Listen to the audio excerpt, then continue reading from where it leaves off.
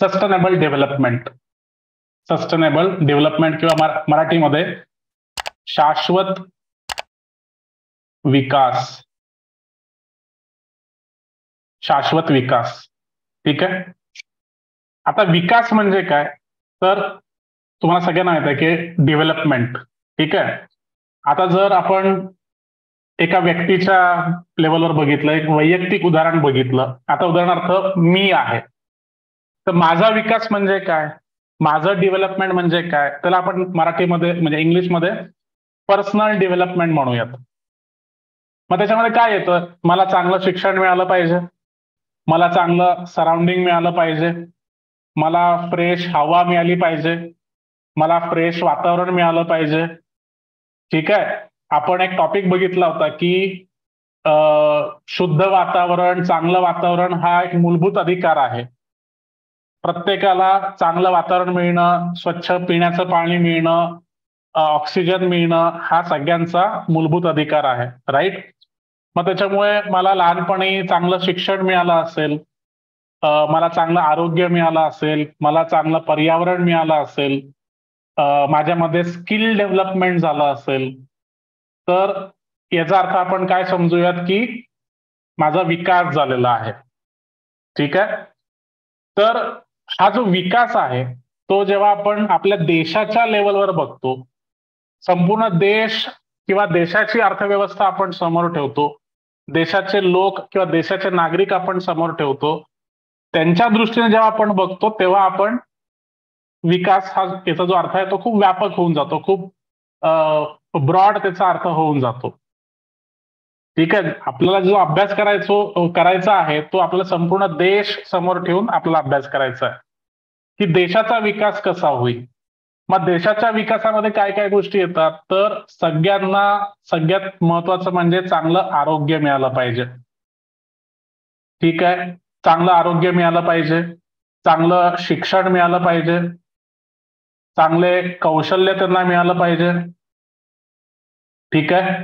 बरं. मग आता चांगलं आरोग्य मिळालं, चांगलं शिक्षण मिळालं, चांगले कौशल्य विकसित झाले, मग आता काय करायचं, मग आता त्यांना चांगला व्यवसाय करता आला पाहिजे. ठीक आहे. किंवा त्यांना चांगली नोकरी मिळाली पाहिजे किंवा त्यांना चांगला जॉब मिळाला पाहिजे. ठीक आहे. आणि यासोबतच आता त्यांना आरोग्य चांगलं मिळालं, त्यांना शिक्षण चांगलं मिळालं, त्यांच्यामध्ये स्किल डेव्हलपमेंट झालं, त्यांना चांगले जॉब लागले. मग आता पुढे काय, पुढची स्टेप काय, तर standard of living. Standard of living, त्यांचं जे राहणीमान आहे किंवा राहणीमानाचा दर्जा आहे तो त्यांचा वाढला पाहिजे. ठीक आहे. या सगळ्या गोष्टी जेव्हा होतील तेव्हा आपण त्याला विकास म्हणतो, डेव्हलपमेंट म्हणतो. कळलं का? कमेंट करून सांगा. आता काही देश आहेत जे जसं पाकिस्तान सारखा देश आहे किंवा बांगलादेश सारखा देश आहे, त्यांच्याकडे आता काही बाबतीमध्ये बांगलादेश आपल्यापेक्षा पुढे आहे, आरोग्यामध्ये बऱ्याच ठिकाणी पुढे आहे, श्रीलंका पुढे आहे, शिक्षणामध्ये काही वेगळे देश आपल्यापेक्षा पुढे आहेत. परंतु काही देश असे आहेत मित्रांनो की त्यांना कितीही चांगलं आरोग्य मिळालं किंवा किती चांगल्या फॅसिलिटीज मिळाल्या, त्यांना कितीही पैसा असला तरी ते खूप वाईट राहतात, वाईट परिस्थितीत राहतात. ठीक आहे. त्याचं जे स्टँडर्ड ऑफ लिव्हिंग आहे ते काही उंचावत नाही. आर्थिक कितीही प्रगती झाली तरी त्यांचं स्टँडर्ड ऑफ लिव्हिंग हे खालीच राहतं. पण त्याला आपण विकास म्हणू का, तर नाही. सगळ्या गोष्टी असतील तुमच्याकडे पण स्टँडर्ड ऑफ लिव्हिंग हे वाढत नसेल तर त्याला आपण विकास म्हणणार नाही. जर तुमच्याकडे चांगलं शिक्षण आहे, चांगलं कौशल्य आहे, चांगले जॉब्स तुमच्या हातामध्ये आहे, परंतु तुमच्याकडे चांगलं आरोग्य नाहीये, तुम्ही सतत आजारी पडता, तर त्याला आपण विकास म्हणू का, तर विकास नाही म्हणणार. या सगळ्या गोष्टी जेव्हा सोबत असतील तेव्हा आपण त्याला विकास म्हणूयात, डेव्हलपमेंट म्हणूयात. ठीक आहे. मी आता सुरुवातीला सांगितलं की बऱ्याच मुलांचं नाव विकास असतं. ठीक आहे. मागे काही दिवस अगोदर एक वाक्य खूप फेमस झालं होतं की शेतकऱ्याच्याच मुलाचं नाव विकास असतं आणि शेतकऱ्यांच्याच मुलींचं नाव उन्नती असतं, परंतु विकास आणि उन्नती त्यांची होतच नाही कधीच. शेतकऱ्यांचेच नेहमी हाल होतात. ठीक आहे, हा एक प्रकारचा पॅराडॉक्स आहे आपल्याकडे, की आपल्या देशाची अर्थव्यवस्था ज्या शेतकऱ्याच्या भरोशावर आहे, बळीराजाच्या भरोशावर आहे, त्याच्या मुलामुलींची नावं विकास आणि उन्नती असतात, परंतु विकास त्यांच्यापर्यंत पोचतो का? तर तो पोचत नाही. ठीक आहे, तर हे आपल्याला समजून घ्यायचं आहे की विकास म्हणजे काय. मग आता विकास आपल्याला कळला आहे, मग आपल्याला हे समजून घ्यायचं की शाश्वत विकास म्हणजे काय. शाश्वत विकास म्हणजे काय? विकास म्हणजे आपल्याला कळलं, विकास म्हणजे काय मी तुम्हाला सांगितलं, आरोग्य, शिक्षण, कौशल्य, job, standard of living, everything. या सगळ्या गोष्टी असल्यामुळे काय होतं मित्रांनो, जीवनाला अर्थ प्राप्त होतो. अर्थ, meaningful life. What is meaningful life? जर या सगळ्या गोष्टी असतील तर तुमच्या जीवनाला अर्थ प्राप्त होतो, मिनिंग प्राप्त होतं. तुम्ही जर एनसीईआरटीचं इकॉनॉमिक्सचं पुस्तक वाचत असाल, एनसीईआरटीचं 11वीचं पुस्तक आहे, त्याच्यामध्ये या मिनिंगफुल लाईफची डेफिनेशन दिलेली आहे. मिनिंगफुल लाईफ म्हणजे नेमकं काय? ठीक आहे, तर आपण बऱ्याच वेळेला अशा बारीक सारीक गोष्टींचा विचार करत नाही, परंतु एनसीईआरटी मध्ये, स्टेट बोर्डमध्ये अशा बारीक सारीक गोष्टींना खूप चांगला एक्सप्लेन केलेलं आहे. आणि म्हणून बेसिक पुस्तकं वाचणं, स्टेट बोर्डाचे बुक्स वाचणं, एनसीईआरटी वाचणं हे अत्यंत इम्पॉर्टंट आहे. मग आपल्याला विकासाचा अर्थ कळाला, पण शाश्वत विकास म्हणजे काय? माझ्या एका मित्राचं नाव शाश्वत होतं. शाश्वत म्हणजे काय आणि शाश्वत विकास म्हणजे काय? तर शाश्वतचा अर्थ असा आहे की परमनंट. परमनंट म्हणता येईल किंवा लॉंग लास्टिंग म्हणता येईल, लॉंग लास्टिंग म्हणता येईल किंवा ड्युरेबल म्हणता येईल. ठीक आहे, की विकास म्हणजे नुसता एकदा विकास झाला म्हणजे विकास नाही, तो परमनंट असला पाहिजे, लॉंग लास्टिंग असला पाहिजे, तो येणाऱ्या सगळ्या पिढ्यांना त्याचा फायदा मिळाला पाहिजे. त्याला आपण शाश्वत विकास म्हणतो. ठीक आहे, हा जो काही विकास होईल आपल्याकडे, जे काही आरोग्य सुविधा, शैक्षणिक सुविधा, ज्या काही पायाभूत सुविधा आपल्याकडे तयार होतील, जे काही जॉब्स आपल्याकडे तयार होतील, या सगळ्या गोष्टींसोबत सगळ्यात महत्वाचं काय होईल, तर ह्या सगळ्या गोष्टी परमनंट राहतील. ठीक आहे, ह्या लॉंग टर्म राहतील. आता याच्यामध्ये एक शब्द आहे, आता याचा अर्थ पहिले सांगतो की development with safeguarding the resources for future generations. ठीक आहे, डेव्हलपमेंट करायचं, विकास करायचा, पण तो कसा करायचा? विकास कसा करायचा? With safeguarding the resources for future generations. भविष्यातल्या ज्या आपल्या पिढ्या आहेत त्यांच्यासाठी तो विकास टिकला पाहिजे. जी आपली जी संसाधनं आहेत, रिसोर्सेस. आता रिसोर्सेसचा अर्थ बघा काय आहे. रिसोर्सेस किती प्रकारचे आहेत? एक म्हणजे नॅचरल रिसोर्सेस किंवा ज्याला आपण मराठीमध्ये नैसर्गिक संसाधनं म्हणतो, नॅचरल रिसोर्सेस. ठीक आहे, त्याच्यानंतर दुसरं म्हणजे ह्युमन रिसोर्सेस, ज्याला आपण म्हणतो मानव संसाधन. मानव संसाधन.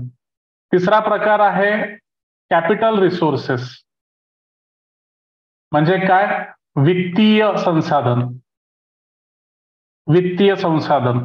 असे वेगवेगळ्या प्रकारचे रिसोर्सेस आहेत मित्रांनो. नुसतंच नैसर्गिक संसाधन नाहीये. नैसर्गिक संसाधनामध्ये काय येतं? आपली जंगलं येतात, फॉरेस्ट येतात. ठीक आहे, वाईल्ड लाईफ येते. वाईल्ड लाईफ, आपले जी खनिज संपत्ती आहे, जे आपल्याला की नॅचरल रिसोर्सेस आहेत, कोळसा असेल, युरॅनियम असेल, पेट्रोलियम असेल, तर हे सगळे नैसर्गिक संसाधन. त्यानंतर मानव संसाधन, ह्युमन रिसोर्सेस, म्हणजे जे आपल्याकडे वर्कफोर्स आहे किंवा लेबर फोर्स आहे, त्याला आपण मानव संसाधन म्हणतो. आणि त्यानंतर सगळ्यात महत्वाचं म्हणजे कॅपिटल संसाधन किंवा वित्तीय संसाधन, म्हणजे काय? पैसा. तर हे सगळे रिसोर्सेस येणाऱ्या पिढ्यांना कामात आले पाहिजे. अशा पद्धतीने त्यांचा वापर करणे म्हणजे शाश्वत विकास. ठीक आहे. आपल्याकडे लक्षात घ्या, आपल्याकडे काही खाऊ जर केला असेल, शिरा केला असेल आणि आपली भावंड जर घरी नसतील, तर आपली आई काय म्हणते की बहिणीसाठी थोडंसं ठेव, भावासाठी थोडंसं ठेव. बाबा जर घरी नसतील तर आई म्हणते बाबांसाठी एक वाटी काढून ठेव. हे आपण का करतो? हे काळजीपोटी करतो, बरोबर. मग जर आपण आपल्या घरामध्ये जर असं करत असू तर आपल्याला जे आपल्या भविष्यातल्या पिढ्या आहेत, फ्युचर जनरेशन्स आहेत, त्यांची सुद्धा आपल्याला काळजी करावी लागेल. आता नैसर्गिक संसाधनं आहेत, भरपूर संसाधनं आहेत, म्हणून ती आत्ताच वापरून टाकायची, सगळं संपवून टाकायचं असं नाही. हे रिसोर्सेस, हे संसाधनं अशी वापरायची की जेणेकरून भविष्यातल्या पिढ्यांना तो न्याय मिळाला पाहिजे. न्याय. आता इथे एक महत्वाचा शब्द आहे, इंटरजनरेशनल इक्विटी. इंटरजनरेशनल इक्विटी म्हणजे उदाहरणार्थ ही पहिली पिढी आहे, जनरेशन 1. म्हणजे कोण? आपले आजी आजोबा. आजी आजोबा, ठीक आहे. ही पहिली जनरेशन. त्याच्यानंतर जनरेशन 2 म्हणजे कोण? आपले आई बाबा. आई बाबा. त्याच्यानंतर जनरेशन 3 म्हणजे कोण? आपण. आणि त्याच्यानंतर जनरेशन 4 म्हणजे कोण? आपली मुलं मुली. ठीक आहे. तर ह्या सगळ्या जनरेशन्स आहेत. मग जी काही नैसर्गिक साधन संपत्ती आहे आणि जो काही विकास आहे, जो काही विकास होतो आहे, त्याचा लाभ हा प्रत्येक जनरेशनला सारखा झाला पाहिजे, इक्विटेबल झाला पाहिजे. इक्विटेबल झाला पाहिजे. कळतंय? जे आता विकासाचा अर्थ तुम्हाला माहिती आहे की काय आहे. विकासमध्ये आरोग्य, शिक्षण, कौशल्य, नोकऱ्या, व्यवसाय आणि अर्थपूर्ण जीवन आणि स्टँडर्ड ऑफ लिव्हिंग. मग ह्या सगळ्या गोष्टींचा जो फायदा आहे तो प्रत्येक पिढीला मिळाला पाहिजे. कळतंय का? कमेंट करून सांगा. जर कळत नसेल तर अजून वेगळी उदाहरणं आहेत माझ्याकडे, सांगा. ठीक आहे. तर इंटरजनरेशनल इक्विटी आणि याच्यासोबत आणखीन एक कन्सेप्ट आहे मित्रांनो, तो म्हणजे इंट्रा जनरेशनल.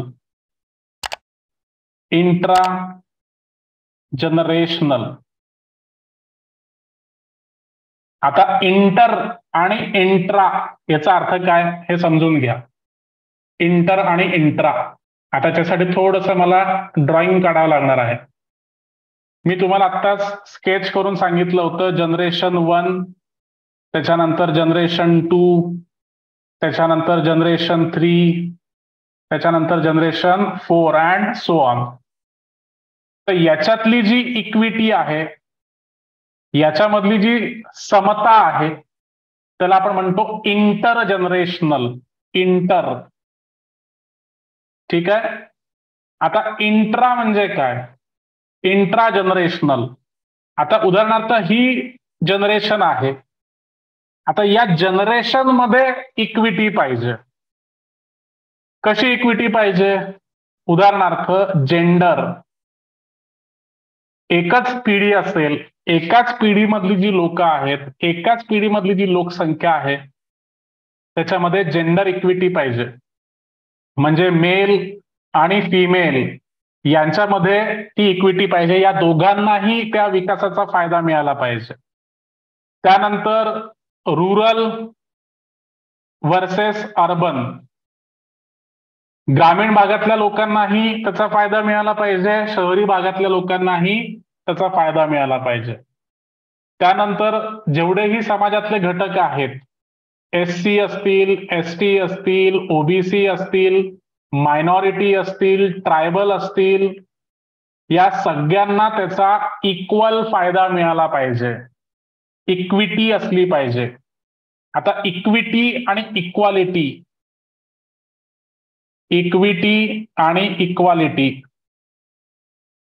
याच्यातला फरक माहिती आहे का तुम्हाला? कमेंट करून सांगा.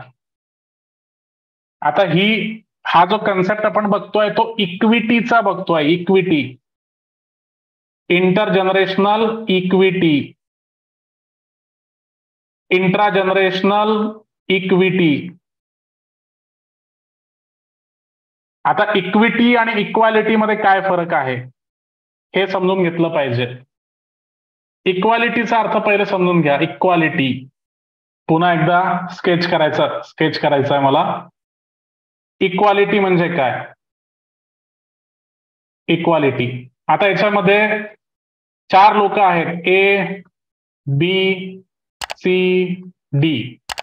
याच्यामधला ए जो आहे हा मेल आहे, बी फिमेल आहे, सी अपंग आहे किंवा दिव्यांग आहे, अपंग, आणि डी उदाहरणार्थ एलजीबीटी आहे, एलजीबीटी फॉर एक्झाम्पल. ठीक आहे, एलजीबीटी कम्युनिटी मधला आहे, मेल फिमेल अपंग एलजीबीटी. आता इक्वालिटी काय म्हणते की या सगळ्यांना इक्वल ट्रीटमेंट द्या, सगळे इक्वल आहेत, कोणीही मोठा नाही कोणीही छोटा नाही, सगळ्यांना इक्वल ट्रीटमेंट द्या. पण इक्विटी काय म्हणते की यांना तुम्ही त्यांच्या क्षमतेप्रमाणे वागवा, ज्याला जास्त गरज आहे त्याला प्राधान्य द्या. आता याच्यामध्ये सगळ्यात प्राधान्य कोणाला मिळालं पाहिजे? अपंगाला मिळालं पाहिजे. ठीक आहे, त्यानंतर एलजीबीटी किंवा फिमेल यांना ते प्राधान्य मिळालं पाहिजे. कुठल्याही गोष्टीमध्ये, रिसोर्सेस मध्ये म्हणा, गव्हर्नमेंट स्कीम मध्ये म्हणा, कुठल्याही गोष्टीमध्ये म्हणा.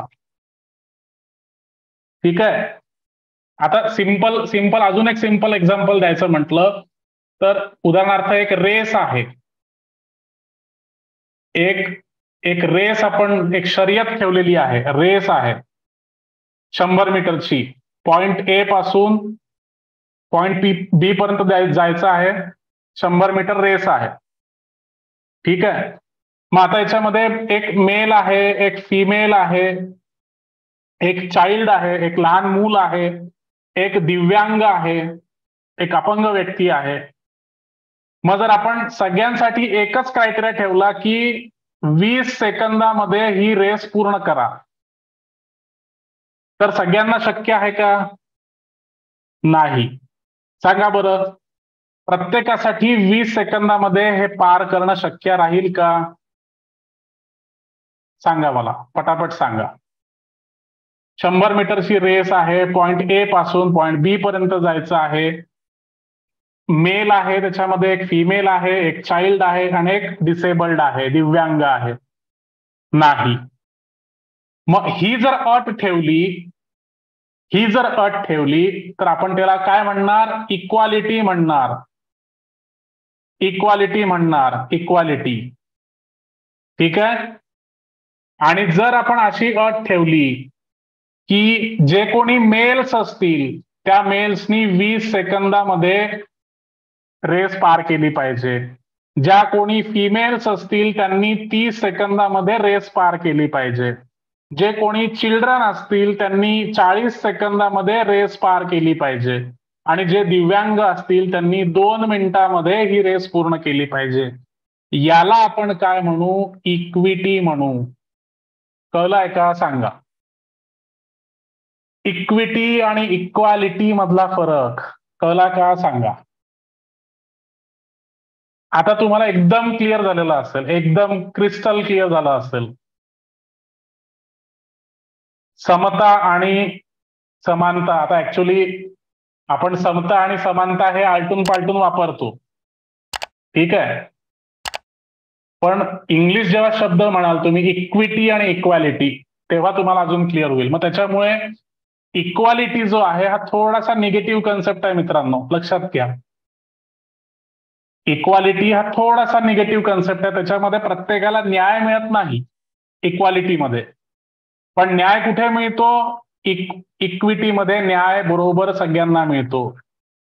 प्रत्येकाला ज्याला जेवढी गरज आहे तेवढा त्याला न्याय मिळतो. मग आता मला सांगा की ही जी रेस आहे ही 20 सेकंदासाठी फेअर होती का आता ही फेअर वाटते तुम्हाला? 20 सेकंद जेव्हा सगळ्यांसाठी क्रायटेरिया होता ती अजिबात कोणासाठी फेअर नव्हती, प्रत्येकासाठी फेअर नव्हती. परंतु प्रत्येकाच्या ॲबिलिटी अनुसार जेव्हा आपण त्याला प्राधान्य दिलेलं आहे, तेव्हा आता जेव्हा इक्विटीचा प्रिन्सिपल आपण लावला तेव्हा ही रेस एकदम फेअर झालेली आहे. ठीक आहे, योग्य पद्धतीने आता ही रेस होणार. सो हा कन्सेप्ट आहे इक्विटीचा.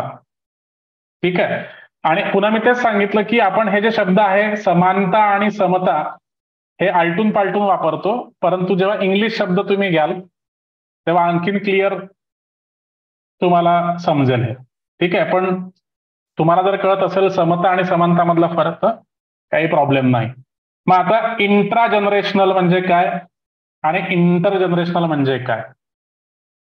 ठीक आहे, याच्यावर प्रश्न पण आलेला आहे की जेव्हा आपण सस्टेनेबल डेव्हलपमेंटचा विचार करतो तेव्हा इंट्रा जनरेशनल आणि इंटर जनरेशनल इक्विटी म्हणजे काय, असा प्रश्न युपीएससी मेन्स मध्ये येऊन गेलेला आहे. ठीक आहे, इंटर जनरेशनल म्हणजे पुन्हा एकदा सांगतो G1, G2, G3 आणि G4 जेव्हा अशा वेगवेगळ्या जनरेशन मध्ये आपण समता बघतो तेव्हा त्याला आपण इंटर जनरेशनल म्हणतो. आणि इंट्रा जनरेशनल म्हणजे एका जनरेशनच्या अंतर्गत जी इक्विटी आहे त्याला आपण इंट्रा जनरेशनल म्हणतो. ठीक आहे, तर हा जो कन्सेप्ट आहे हा कुठून आला होता, या कन्सेप्टची सुरुवात कुठून झाली, कधी झाली, हे आपल्याला समजून घ्यायचं आहे. तर 1972 मध्ये एक कमिशन स्थापन केलं होतं युनायटेड नेशनच्या अंतर्गत, World Commission on Environment and Development. United नेशनच्या अंतर्गत एक कमिशन स्थापन केलं होतं 1972 मध्ये. त्याचं नाव होतं world Commission on Environment and development. पर्यावरण आणि विकास यावर जागतिक समिती होती ही. ठीक आहे, आणि तिच्या ज्या अध्यक्षा होत्या त्यांचं नाव होतं ग्रो हार्लम ब्रंटलँड. आणि म्हणून या कमिशनला ब्रंटलँड कमिशन सुद्धा म्हणायचे, ब्रंटलँड कमिशन. आता ह्या ज्या ग्रो हार्लम ब्रंटलँड होत्या या नॉर्वेच्या प्राईम मिनिस्टर होत्या, नॉर्वेजियन प्राईम मिनिस्टर, आणि ह्या एन्व्हायरमेंटलिस्ट होत्या, पर्यावरणवादी होत्या.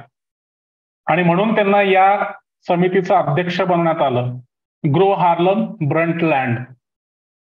आणि या समितीचं नाव काय होतं, world Commission on Environment and development. मग या समितीचा जो अहवाल आला त्या अहवालाचं नाव होतं आवर कॉमन फ्युचर. ब्रंटलँड समितीचा जो अहवाल होता त्या अहवालाचं नाव होतं आवर कॉमन फ्युचर, किंवा सरळ सरळ ब्रंटलँड कमिशन रिपोर्ट. ठीक आहे, तर या रिपोर्ट मध्ये सगळ्यात पहिले हा शब्द आला होता, सस्टेनेबल डेव्हलपमेंट, शाश्वत विकास. ठीक आहे, आता शाश्वत विकास म्हणजे काय हे आपण बघितलं. शाश्वत विकास हा शब्द कधी आला, कोणी सुचवला, कशाच्या माध्यमातून सुचवला हे आपण बघितलं. मग आता शाश्वत विकासाचं जर आपल्याला व्हिज्युअलाइज करायचं असेल तर शाश्वत विकास कधी साधता येतो आपल्याला, तर सामाजिक विकास होणं गरजेचं आहे, आर्थिक विकास होणं गरजेचं आहे, आणि पर्यावरणाचाही विकास होणं गरजेचं आहे. आणि ह्या तिन्ही गोष्टी जेव्हा एकत्र साध्य होतील तेव्हा जो विकास होईल तो शाश्वत विकास होईल. म्हणजे फक्त आणि फक्त आर्थिक विकासाला महत्व देणं चुकीचं आहे, फक्त आणि फक्त सामाजिक विकासाला महत्व देणं चुकीचं आहे. आर्थिक विकास, सामाजिक विकास आणि पर्यावरणीय विकास ह्या तीनही गोष्टी जेव्हा एकत्र होतील तेव्हा शाश्वत विकास साध्य होईल. ठीक आहे, तर याच कन्सेप्टच्या ह्या वेगवेगळ्या पद्धतीने हे दाखवलेलं आहे. ह्या ज्या डायग्राम्स आहेत तुम्ही आन्सर रायटिंग मध्ये वापरू शकता. ठीक आहे, तुम्हाला मी सांगितलं की आन्सर रायटिंग मध्ये तुम्हाला डायग्राम्स वापरायचे आहेत, तर ह्या डायग्राम्स तुम्ही आन्सर रायटिंग मध्ये यूज करू शकता, तुम्हाला खूप चांगले मार्क्स मिळतील. मग सस्टेनेबल डेव्हलपमेंटचा आता आपण फक्त अर्थ बघितलेला आहे. ठीक आहे. तर या सस्टेनेबल डेव्हलपमेंटवर आपल्याला आता पूर्व परीक्षेमध्ये, मुख्य परीक्षेमध्ये वारंवार प्रश्न विचारले जाणार आहेत. आता ते कोणते प्रश्न असणार आहेत, कोणते टॉपिक असणार आहेत ते आपण पुढे बघणार आहोत. जर काही उदाहरणं द्यायची झाली तर अनेक टॉपिक्स आहेत ज्यांच्यावर आपल्याला MCQ विचारले गेलेले आहेत. पूर्व परीक्षेमध्ये आपल्याला हे टॉपिक्स विचारले गेलेले आहेत. उदाहरणार्थ फूड सिक्युरिटी म्हणजे काय, किंवा अन्न सुरक्षा. अन्न सुरक्षेवर प्रश्न विचारले गेलेले आहेत. त्याच्यानंतर न्यूट्रिशनल सिक्युरिटी, त्याच्यानंतर वॉटर सिक्युरिटी. न्यूट्रिशनल सिक्युरिटी म्हणजे पोषण सुरक्षा. वॉटर सिक्युरिटी म्हणजे काय, पाण्याची सुरक्षा. एनर्जी सिक्युरिटी म्हणजे ऊर्जा सुरक्षा. ऊर्जा सुरक्षा. तर ह्या सगळ्या गोष्टींवर आपल्याला प्रश्न विचारले गेलेले आहेत आणि इथून पुढे पण विचारले जाणार आहेत. फूड सिक्युरिटी, अन्न सुरक्षा. आता अन्न सुरक्षेमध्ये काय येतं की सगळ्यांनाच पुरेसं अन्न हे नेहमी अवेलेबल पाहिजे, म्हणजे food security. Food, sufficient food for everyone available at all the times. प्रत्येकासाठी प्रत्येक वेळी पर्याप्त मात्रेमध्ये अन्न उपलब्ध असलं पाहिजे, याला आपण फूड सिक्युरिटी म्हणतो. मग ते नुसती उपलब्धता कामाची नाही आहे. फूड हे उपलब्ध असलंच पाहिजे, परंतु ते सेफ असलं पाहिजे, ते साफसुथरं असलं पाहिजे, ते हार्मफुल नसलं पाहिजे. त्यानंतर ते अफोर्डेबल असलं पाहिजे. प्रत्येकाला ते अफोर्डेबल राहील, प्रत्येकाला ते सहज विकत घेता येईल अशा पद्धतीचं ते फूड असलं पाहिजे. ठीक आहे.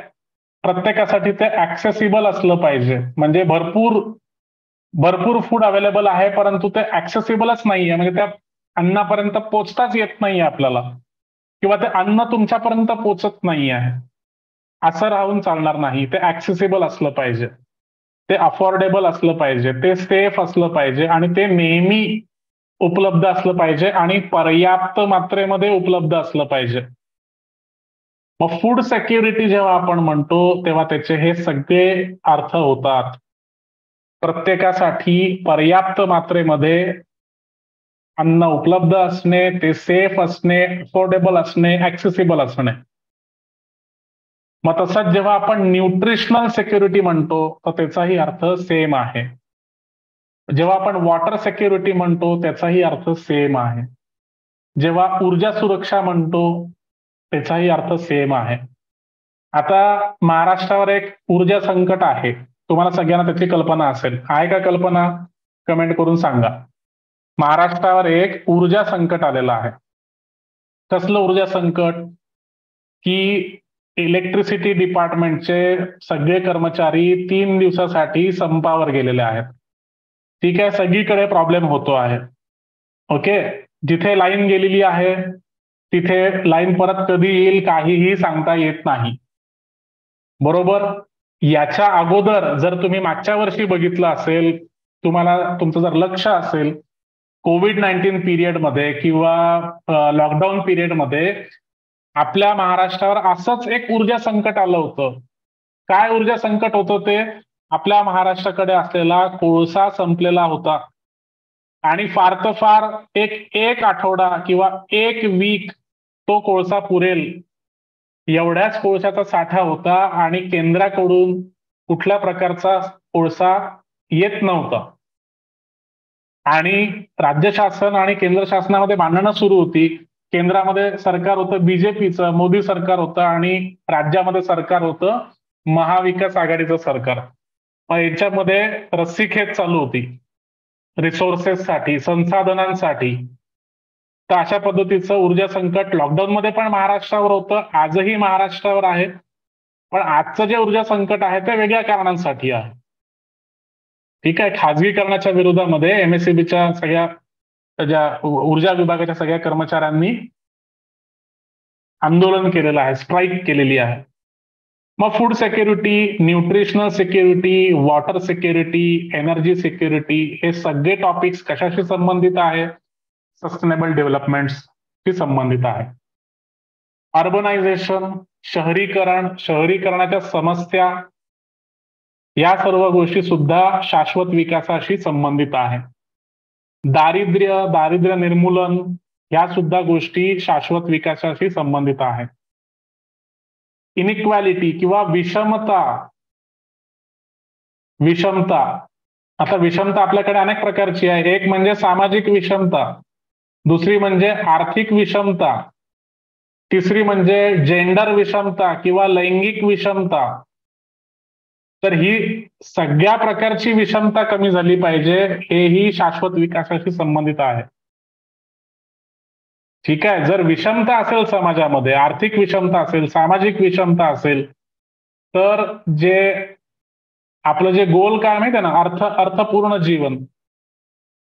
अर्थपूर्ण जीवन. जर समाजामध्ये विषमता असेल मित्रांनो, तर अर्थपूर्ण जीवन राहील का हो?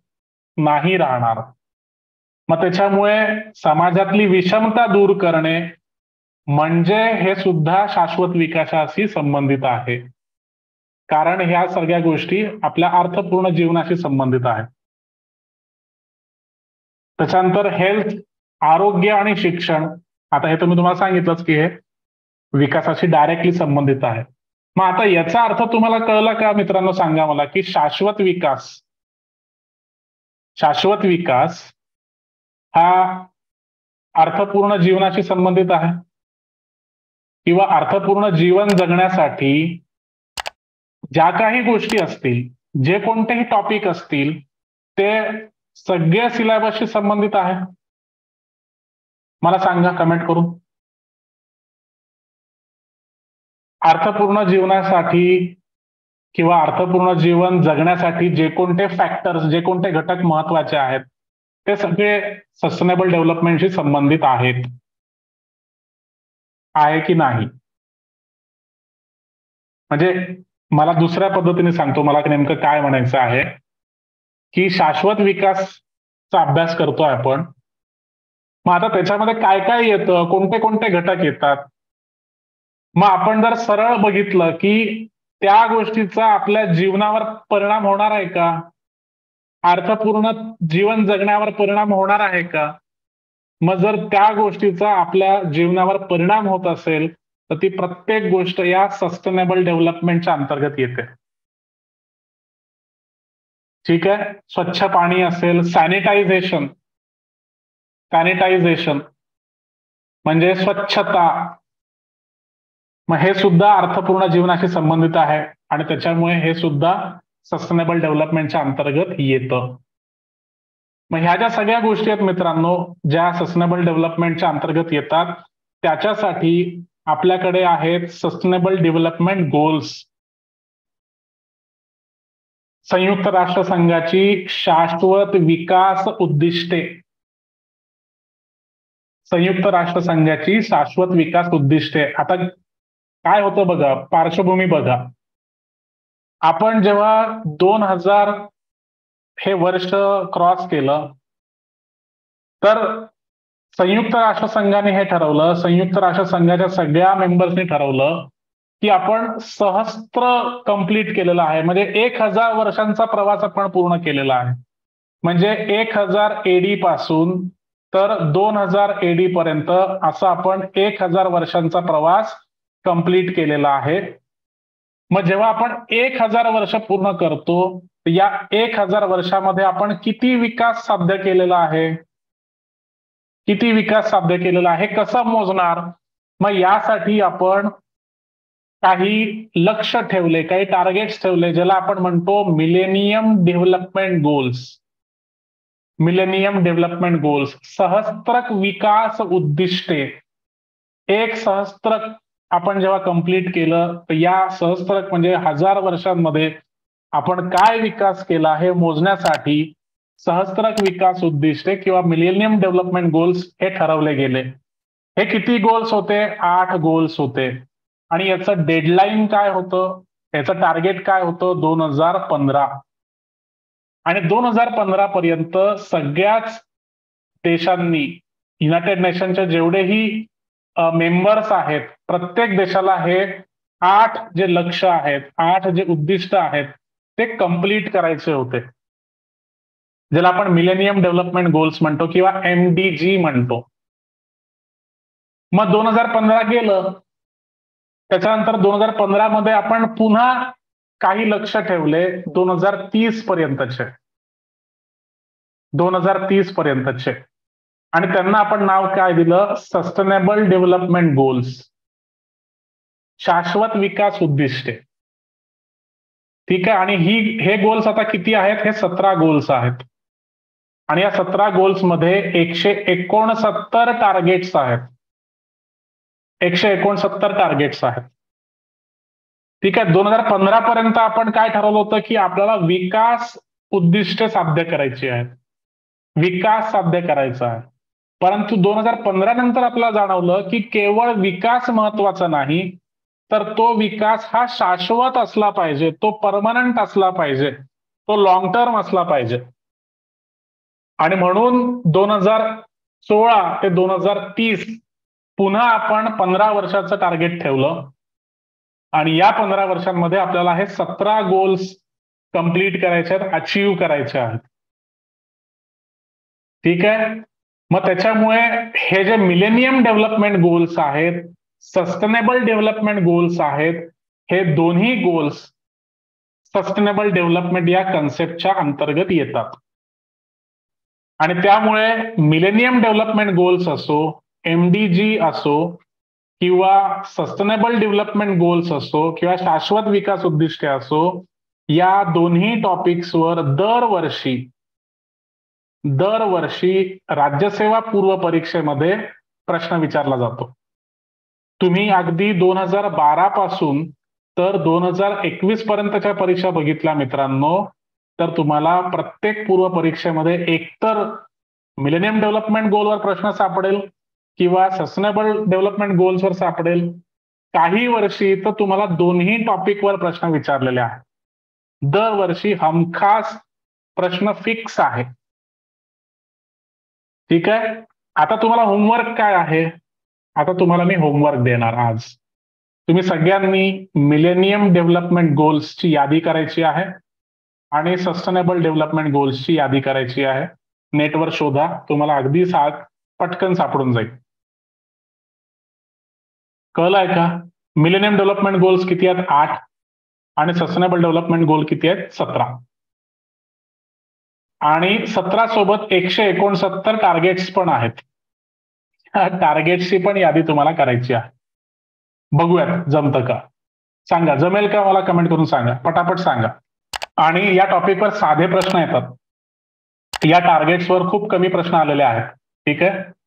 टार्गेट्सवर खूप कमी प्रश्न आलेले आहेत, परंतु तरी मी तुम्हाला यादी करायला का सांगतोय, कारण की मुख्य परीक्षेमध्ये तुम्हाला लिहायला पॉइंट्स मिळणार. त्याच्यातून तुम्हाला खूप सारे पॉइंट्स मिळतील. तुम्ही जर सस्टेनेबल डेव्हलपमेंट गोल्सचे जर टार्गेट तुम्ही पाठ करून टाकले, तर तुम्हाला आरोग्य, अन्न सुरक्षा, पाणी सुरक्षा, ऊर्जा सुरक्षा, दारिद्र्य, इकॉनॉमिक्सवर कुठलाही निबंध जर तुम्हाला आला, कुठलाही निबंधाचा विषय आला, तर तुम्ही त्याच्यामध्ये भरपूर फॅक्ट्स लिहू शकता, भरपूर मुद्दे लिहू शकता.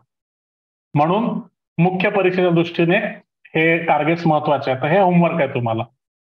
त्यानंतर पटापट पुढचे टॉपिक्स बघूयात. पुढचे आता याच्यावर मी जास्त वेळ घालवणार नाही, कारण की हा परत डिटेलमध्ये आपल्याला बघायचा आहे. पॉवर्टी किंवा दारिद्र्य. मग आता याच्यामध्ये वेगवेगळे कन्सेप्ट आहेत. दारिद्र्य म्हणजे काय, दारिद्र्य रेखा म्हणजे काय, दारिद्र्य रेखा, पॉवर्टी लाईन.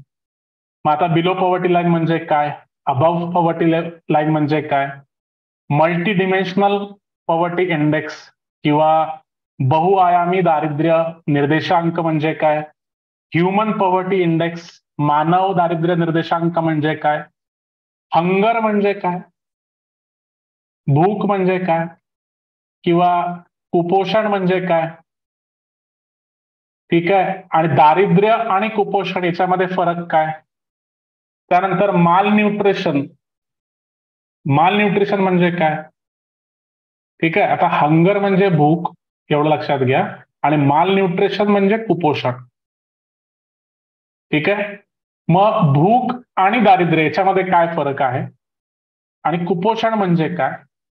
मग कुपोषण म्हणजे अगदी खायला न मिळणे म्हणजे कुपोषण.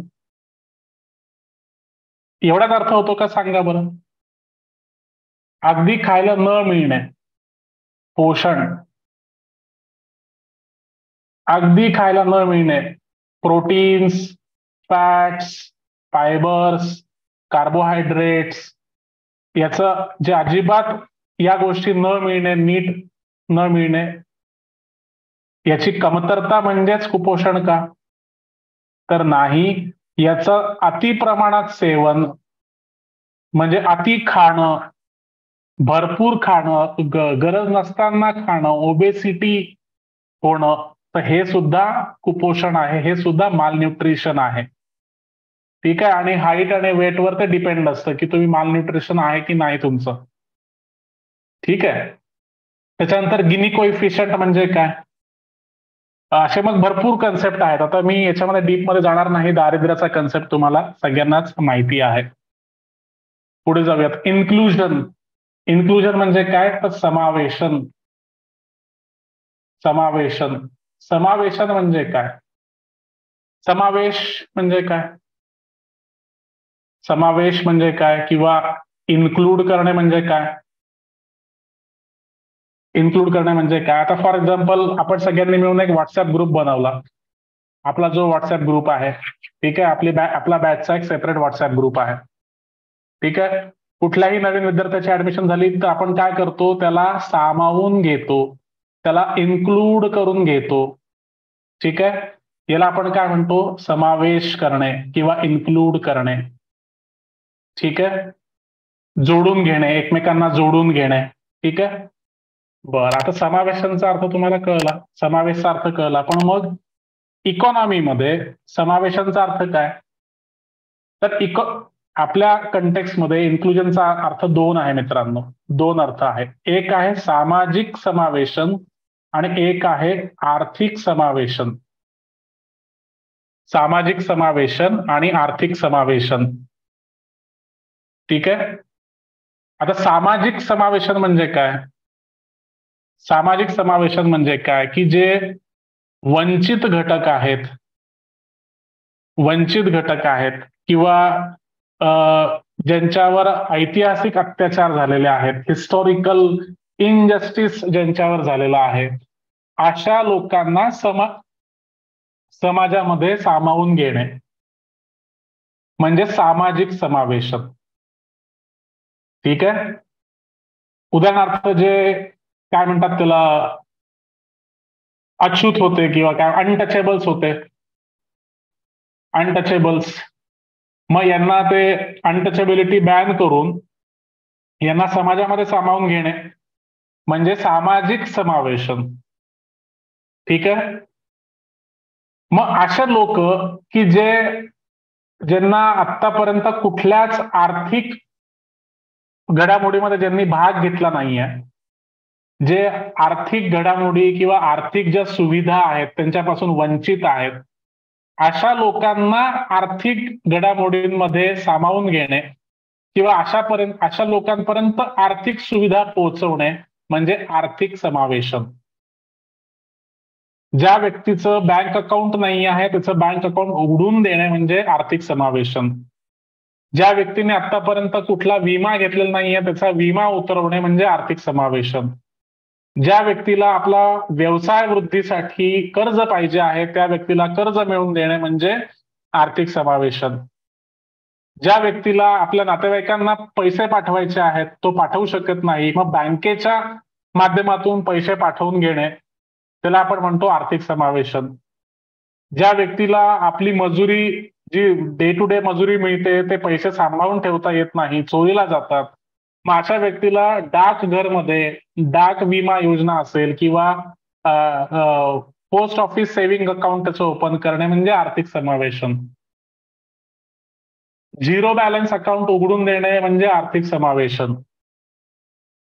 कळतंय का? म्हणजे ज्या व्यक्तीपर्यंत आर्थिक सोयी सुविधा पोहोचलेल्या नाहीत त्या व्यक्तींपर्यंत आर्थिक सोयी सुविधा पुरवणे, पोहोचवणे म्हणजे आर्थिक समावेशन. कळलंय का? सामाजिक समावेशन आणि आर्थिक समावेशन कळलंय का? सांगा. आर्थिक समावेशन, सामाजिक समावेशन. ओके. त्यानंतर आता डेमोग्राफिक्स किंवा लोकसंख्याशास्त्र. लोकसंख्याशास्त्रामध्ये काय काय येतं? तर जनगणना येते, सेन्सस, जनगणना. त्याच्यानंतर सामाजिक आणि आर्थिक जनगणना, socio economic and caste census. सामाजिक, आर्थिक आणि जातीय जनगणना. त्यानंतर मेल आणि फिमेल यांची पॉप्युलेशन राईज कशी होते आहे, लोकसंख्या वृद्धी कशी होते आहे, सेक्स रेशो कसा बदलतो आहे, कशा पद्धतीने कोणत्या राज्यामध्ये कसा सेक्स रेशो आहे, लिटरसी रेशो म्हणजे साक्षरता कशी आहे. मग त्याच्यानंतर इन्फंट मॉर्टिलिटी रेट म्हणजे शिशु मृत्यू दर, माता मृत्यू दर, बालक मृत्यू दर किंवा बाल मृत्यू दर, हे सगळे मृत्यू दर बघणे. त्याच्यानंतर वर्कफोर्स म्हणजे काय, लेबर फोर्स म्हणजे काय. ठीक आहे. त्याच्यानंतर डेमोग्राफिक डिव्हिडंड म्हणजे काय, लोकसंख्याशास्त्रीय लाभ म्हणजे काय. डेमोग्राफिक डिव्हिडंड म्हणजे काय, लोकसंख्या शास्त्रीय लाभांश. ठीक आहे. तर लोकसंख्याशास्त्रीय लाभांश म्हणजे काय, तर हे सगळे कन्सेप्ट त्याच्यामध्ये येतात. तुम्ही जर रेकॉर्डेड लेक्चर जरी बघितले ना मित्रांनो, तर त्याच्यातही ह्या सर्व गोष्टी आलेल्या आहेत. हे सगळं कव्हर केलेलं आहे मी. ते अगोदरचे रेकॉर्डेड लेक्चरही बघा आणि हे आता जे न्यू लेक्चर्स आहेत ते सुद्धा बघा. या नवीन लेक्चर्स मध्ये जो नवीन अप्रोच आहे, new approach, new pattern, new method, या न्यू मेथडने मी शिकवणार आहे तुम्हाला. जुन्या लेक्चर्स मध्ये, रेकॉर्डेड लेक्चर मध्ये तुम्हाला एमसीक्यू ला मदत होईल, एमसीक्यू क्वेश्चन्सला मदत होईल. आणि आता जी न्यू लेक्चर सिरीज मी तुम्हाला घेऊन येतो आहे तुमच्यासाठी, त्याच्यातून तुम्हाला मुख्य परीक्षेसाठी मदत होणार आहे. ठीक आहे. त्यानंतर सगळ्यात शेवटी म्हणजे सोशल सेक्टर इनिशिएटिव्ह, सामाजिक क्षेत्रातील पुढाकार, सामाजिक क्षेत्रातील पुढाकार, सोशल सेक्टर इनिशिएटिव्ह. मग सामाजिक क्षेत्रातील पुढाकार म्हणजे काय, की महिला असतील, बालक असतील, ज्येष्ठ नागरिक असतील, SC, ST, OBC असतील, मायनॉरिटी असतील, ग्राहक असतील, LGBTQ कम्युनिटी असेल, शेतकरी असतील, कन्झ्युमर हे दोनदा आलेलं आहे. तर या सगळ्यांसाठी जे सामाजिक योजना आहेत, ज्या शासकीय योजना आहेत, या सगळ्या योजनांना आपण काय म्हणतो, सामाजिक क्षेत्रातील पुढाकार. आणि कोणीतरी विचारलं होतं की कोळंबे सरांच्या पुस्तकामध्ये हे जास्त योजना दिलेल्या नाहीत. तर मी तुम्हाला वारंवार सांगतो, इकॉनॉमिक्स साठी कोळंबे सरांचं पुस्तक वाचू नका. ठीक आहे. अगदी पहिल्या लेक्चर पासून मागच्या 3 वर्षापासून मी ओरडतो आहे. मी कुठल्याच लेक्चरमध्ये असं सांगत नाही की कोळंबे सरांचं पुस्तक वाचा म्हणून. ऐकलंय का माझ्या तोंडून कधी? तर कोळंबे सरांचं पुस्तक वाचू नका. मी का असं म्हणतोय हे विचारू नका. ठीक आहे. जेवढं सांगतो आहे तेवढं करा, डोळे मिटून करा, 100% गॅरंटी. किरण देसले सरांचं पुस्तक वाचा, किरण देसले सर. आता का सांगतोय किरण देसले सरांचं पुस्तक हे पण विचारू नका, जे सांगितलं ते करा. ठीक आहे. इकॉनॉमिक्स, आता किरण देसले सरांचे 2 पुस्तकं आहेत, पार्ट 1 आणि पार्ट 2. पार्ट 1 हे बाकीच्या अर्थव्यवस्थेसाठी आहे, पार्ट 2 फक्त या सामाजिक क्षेत्रातील पुढाकार दिलेले आहेत. सामाजिक क्षेत्रातील पुढाकारसाठी सगळ्यात बेस्ट पुस्तक म्हणजे किरण देसले सरांचं पार्ट 2चं जे पुस्तक आहे ते. ठीक आहे. आणि काय झालं, संपला सिलेबस पूर्व परीक्षेचा. आपण सगळे टॉपिक्स डिस्कस केले. आर्थिक आणि सामाजिक विकास म्हणजे काय, शाश्वत विकास म्हणजे काय, दारिद्र्य म्हणजे काय, समावेशन म्हणजे काय, डेमोग्राफिक्स म्हणजे काय, सामाजिक क्षेत्रातील पुढाकार म्हणजे काय आणि एटसेट्रा म्हणजे काय. थोडंफार एटसेट्रा आपण डिस्कस केलेलं आहे. उरलं सुरलं एटसेट्रा आपल्याला येणाऱ्या सगळ्या लेक्चर्समध्ये डिस्कस करायचं आहे. तर हा पूर्ण होता पूर्व परीक्षेचा अभ्यासक्रम. सगळ्यांना समजलं आहे का? कमेंट करून सांगा. आणि हे संपूर्ण सेशन, हे संपूर्ण डिस्कशन कसं वाटलं, इंटरेस्टिंग वाटलं का? कमेंट करून सांगा. आणि जी सगळ्यात महत्वाचा प्रश्न म्हणजे की जी अर्थव्यवस्थेबद्दल जी भीती होती ती थोडीफार तरी कमी झाली की नाही ते सांगा.